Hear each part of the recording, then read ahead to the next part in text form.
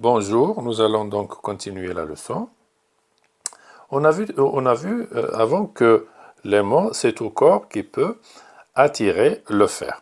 Alors, si on rapproche un clou d'un aimant, à une certaine distance, on peut voir que cet aimant, il peut attirer ce clou à une certaine distance. Donc, si on s'éloigne beaucoup, l'influence de l'aimant n'est pas ressentie par le clou, bien sûr. Et la même chose pour un fil électrique qui est parcouru par un courant électrique. On a vu aussi qu'il peut agir comme un aimant.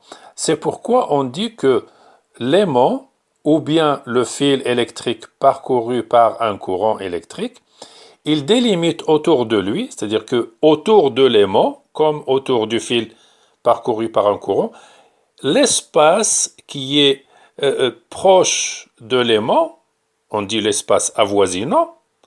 Alors l'espace avoisinant, il acquiert cette caractéristique qui est l'aimantation. Donc l'espace avoisinant, on dit qu'il y a un champ électrique qui règne dans cet espace, de telle sorte que tout corps qui rentre dans cet espace et se trouve soumis à l'effet de l'aimant ou bien du fil parcouru par le courant électrique. Donc, l'aimant, par exemple, ici, par exemple, le fil, tout autour de lui, ici, voilà, tout cet espace autour de lui. Alors, tout corps qui rentre dans cet espace va être soumis à l'influence magnétique de ce fil. Alors, on dit que dans cet espace, il y a un champ magnétique. La même chose pour l'aimant. Alors là, nous allons voir que, par exemple, là, nous avons un aimant en U qui a la forme de la lettre U. Je change la couleur. Alors là, c'est en forme de U, l'aimant. Et là, nous avons des petites aiguilles aimantées. Et vous allez voir que les aiguilles ici, alors vous voyez que les aiguilles ici, elles sont orientées comme ça, dans cette direction.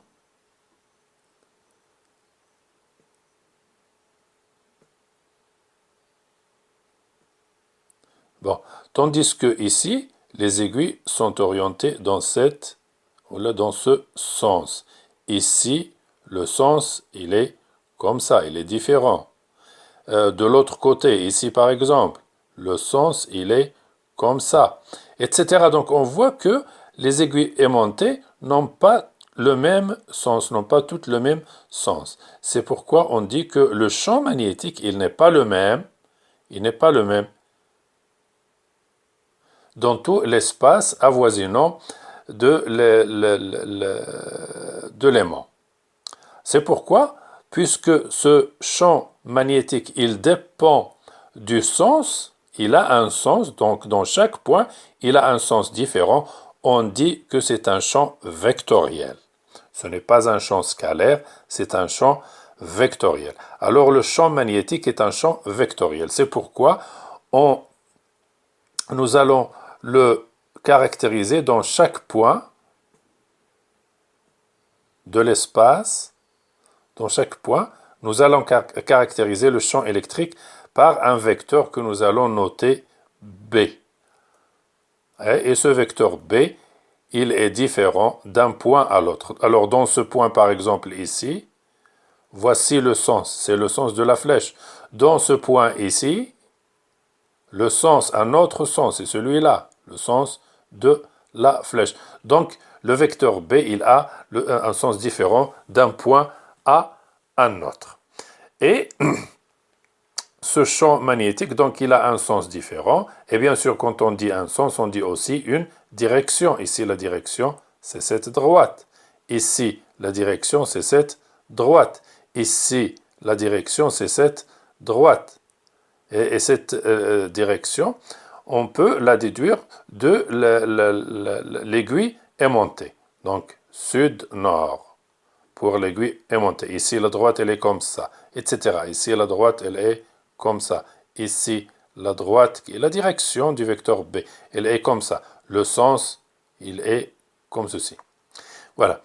Donc, dans un point B de l'espace, dans un point M, pardon, par exemple, dans le point ici, un point M, par exemple, donc le champ magnétique, il aura une direction qui est celle-ci, il aura un sens qui est celui-là, et qui est donné par l'aiguille aimantée. Là, nous avons l'aiguille aimantée, là, c'est son pôle sud, ici, son pôle nord. Donc, la direction, c'est sud-nord. Le sens plutôt, c'est du sud au nord. Et donc le champ magnétique au point B, qu'on peut noter B de M, il sera donc caractérisé par une direction, un sens et une intensité. Alors la direction, c'est la direction qui est donnée par l'aiguille aimantée. Le sens, il est donné aussi par l'aiguille aimantée du pôle sud vers le pôle nord. Et l'intensité, elle est mesurée avec un appareil qu'on appelle un Tesla-mètre. Et l'unité du champ magnétique dans ce cas, c'est le Tesla. Voilà. Et là, nous allons voir le champ magnétique pour quelques aimants. Par exemple, ici, nous avons une petite vidéo ici. Avec, comme vous allez voir, là, nous avons des petites aiguilles. Voilà, comme vous voyez, des petites aiguilles. Tout ça, ça c'est une aiguille, ça c'est une aiguille, ça c'est une... etc. Ce sont de petites aiguilles dans du plastique disposées de cette manière. Vous voyez que le sens, il est un peu erratique.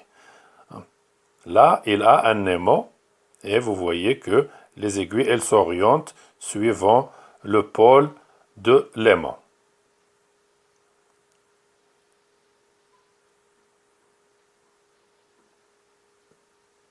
Là maintenant, voyez, lorsqu'il pose l'aimant dessus, vous voyez que les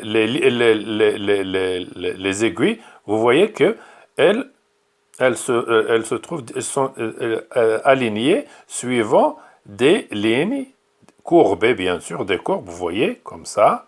Ces courbes-là, ces lignes, on les appelle des lignes de champ. Alors, celle-ci, c'est une ligne de champ. Celle-ci, c'est une ligne de champ, etc. Chacune d'elles est une ligne de champ. Et vous voyez qu'elles sont courbes. À part celle-ci, qui passe à peu près par l'axe, le milieu, par l'axe de l'aimant. Vous la voyez, celle-ci, elle est rectiligne de part et d'autre. Ici aussi, elle est rectiligne. Les autres, elles sont toutes courbes. Donc, ces lignes-là, on les appelle des lignes de champ. Et l'ensemble de ces lignes s'appelle le spectre. Le spectre du champ magnétique pour un aimant droit.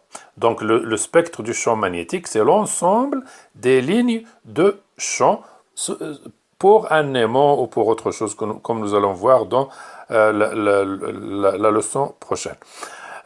Ici, vous voyez, là, par exemple, nous avons un aimant, et là, on a saupoudré de la limaille de fer sur cet aimant, et vous voyez que les grains de la limaille de fer forment aussi les mêmes lignes. Vous voyez ici les mêmes lignes. Voilà les mêmes lignes qui sont des courbes. Les lignes de champ, vous voyez, elles sont comme ça, des lignes courbes. Et l'ensemble de ces lignes, on l'appelle le spectre du champ magnétique. Et ces lignes de champ, elles sont représentées comme ici par exemple pour un aimant droit. Voilà les lignes de champ. Et vous voyez qu'il y a une flèche dessus sur chaque ligne parce que ces lignes de champ, elles sont orientées pour montrer le sens du vecteur champ magnétique B que nous avons vu tout à l'heure. Le champ magnétique B. Alors, on montre ici le sens du champ magnétique, du vecteur champ magnétique B. Alors, comme vous voyez, les flèches, elles sortent du pôle nord et rentrent par le pôle sud. C'est pourquoi on dit que les lignes de champ, elles sortent par le pôle nord et rentrent par le pôle sud. Voilà, là c'est le spectre du champ magnétique d'un aimant droit. Et là, vous allez voir le spectre du champ magnétique d'un aimant en U.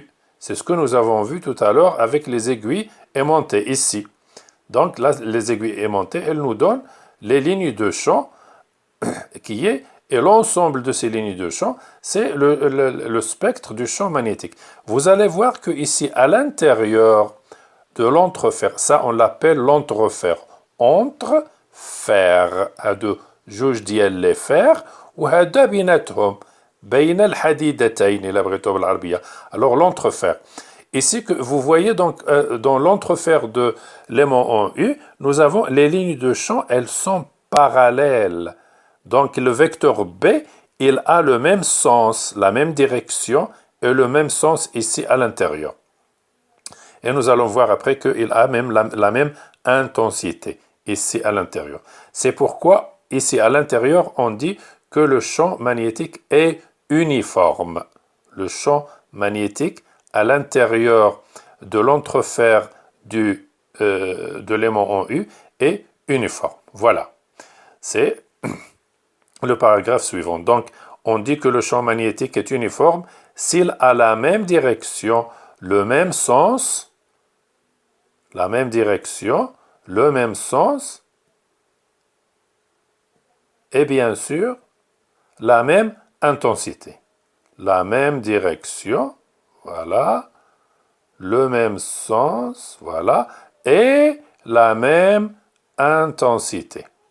En tout point. Dans ce cas, on dit qu'il est uniforme. Et là, à l'intérieur, vous voyez que ici, les lignes de champ, elles sont parallèles. Et le sens du bas vers le haut, du pôle nord vers le pôle sud, comme on a vu tout à l'heure. Et il a la même intensité. Donc, à l'intérieur ici, le champ magnétique est uniforme. Là, nous allons voir la superposition de deux champs magnétiques. Alors, dans un point M, ici, nous avons un aimant 1. Donc, cet aimant 1, dans le point M, il induit un champ magnétique B1, de vecteur B1, l'aimant 1, seul. Et si nous avons l'aimant 2 seul, on aura au point M un vecteur champ magnétique B2. Mais lorsque on met les deux aimants, là, l'aiguille aimantée, elle est dirigée suivant cette direction. Donc, si nous avons seulement l'aimant 1, l'aiguille aimantée, elle sera dirigée comme ça. Si j'ai l'aimant 1 seulement, là, c'est le nord de l'aiguille aimantée.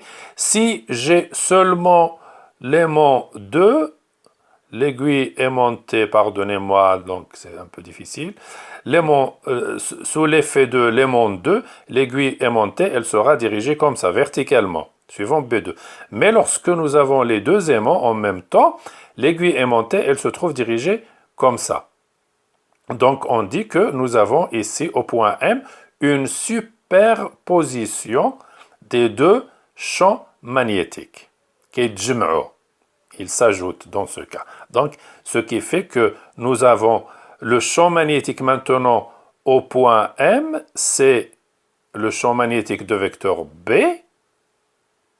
qui est égal au vecteur B1 plus le vecteur B2. Voilà, le champ magnétique. Là, le vecteur champ magnétique au point M, c'est la somme. La somme vectorielle, ce sont des vecteurs. On dit que les champs magnétiques se superposent. Et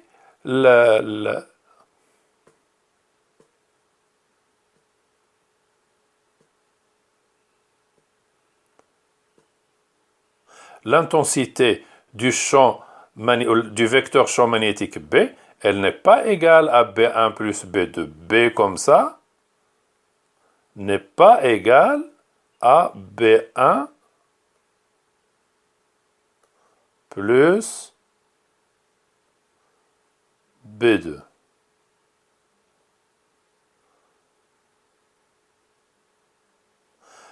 Tout à l'heure, en haut, j'ai oublié le 1 et le 2 ici. Donc ici, nous avons B1 et là, nous avons B2.